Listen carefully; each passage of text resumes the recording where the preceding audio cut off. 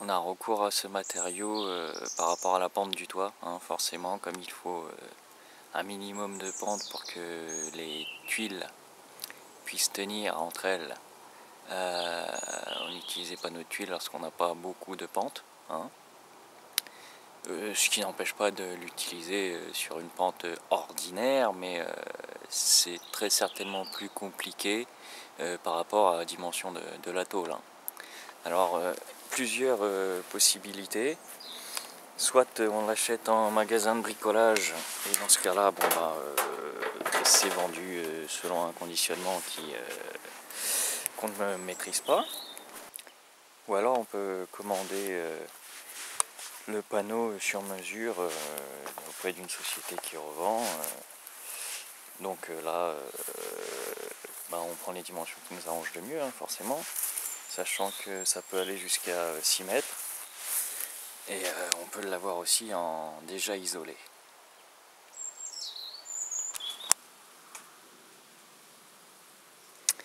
Donc voilà pour le conditionnement. Sinon, la plaque en elle-même se présente en tôle ondulée, donc, hein, de 0,5 mm, avec divers traitements en polyuréthane, traitement anti-UV, peinture, anti-corrosion, etc. De 14 à 16 euros le mètre carré. Je vous avoue que j'ai préféré ne pas faire d'économie là-dessus. Hein, j'ai pris le plus gros revêtement, soit 0,50 microns de polyuréthane.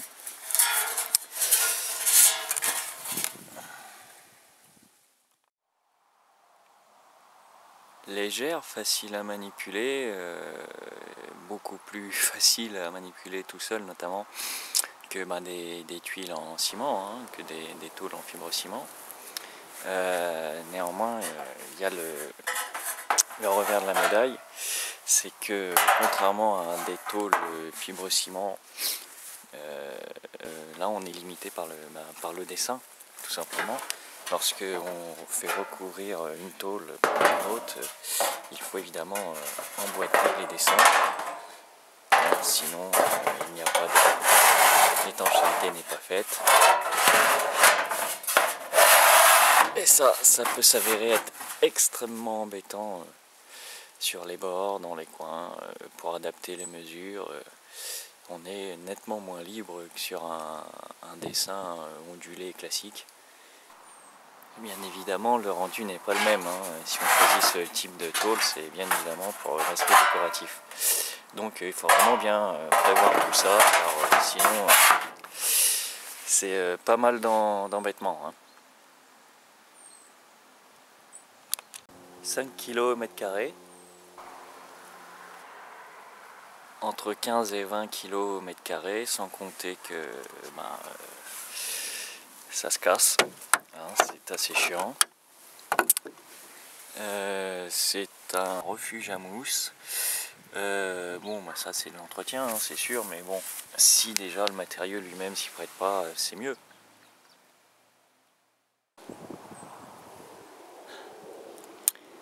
Une fois monté, le rendu est pas mal du tout, hein. C'est vraiment très intéressant comme technique de couverture. Évidemment, j'ai aucun recul sur la longévité. Par contre, j'attends beaucoup sur l'entretien, notamment je disais au niveau de la mousse. Une fois posé, on marche dessus assez facilement, hein.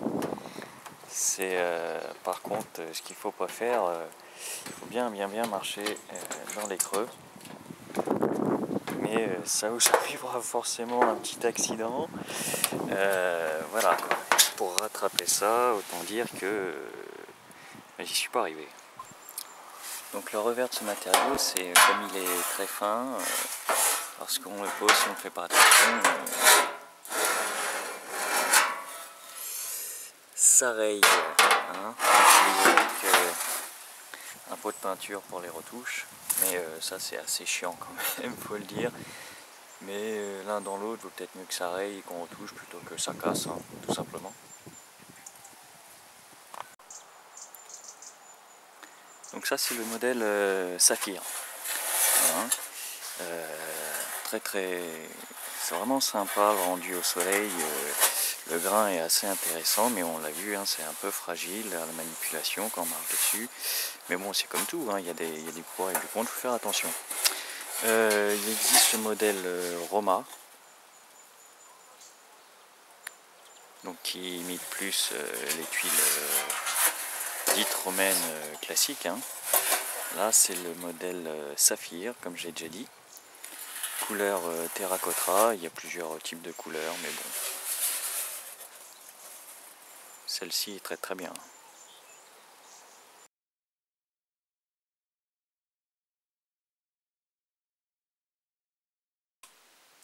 Donc c'est livré en pack et c'est vrai que on peut être étonné, pour ceux qui ne connaissent pas, je ne connaissais pas, la sous-toite en toile comme ça.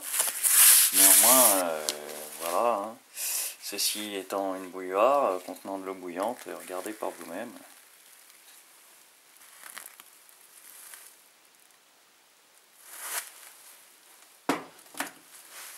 Ah, moi qui voulais de la sous-toite en alu,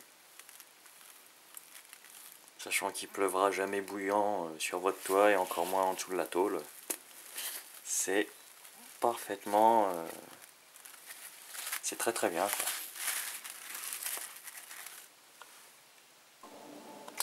Les lattes sont livrées en 4 mètres. Au départ, je les voulais plus longues hein, par rapport à la dimension du toit, notamment 6 mètres, mais finalement, je m'aperçois que 4, c'est suffisamment chiant comme ça, la manipulation. Individuellement, on n'est pas à l'abri que ça casse. Et donc, finalement, c'est très bien. Ça peut peut-être même arriver que ça soit finalement trop grand. Donc pour clôturer cette vidéo, qui n'est pas un tutoriel mais vraiment juste un avis hein, pour présenter le produit, bien tout simplement on peut dire que c'est quand même très bien réalisé. Il y a différents niveaux de finition qui permettent d'adapter un peu le budget. La livraison avec tous les accessoires et puis les lattes, la sous-toiture, bon bah facilite l'acquisition de tout ça hein, quand on n'y connaît rien. Bien entendu, l'aspect panneau n'exempte absolument pas d'avoir un certain niveau de connaissance en matière de couverture, parce que c'est pas plus simple sous cette forme-là qu'avec des tuiles. Mais c'est de très loin, en tout cas pour ma part, une meilleure solution que le bac acier. Hein. Pour, si on regarde bien, presque bien moins cher aussi. Donc voilà,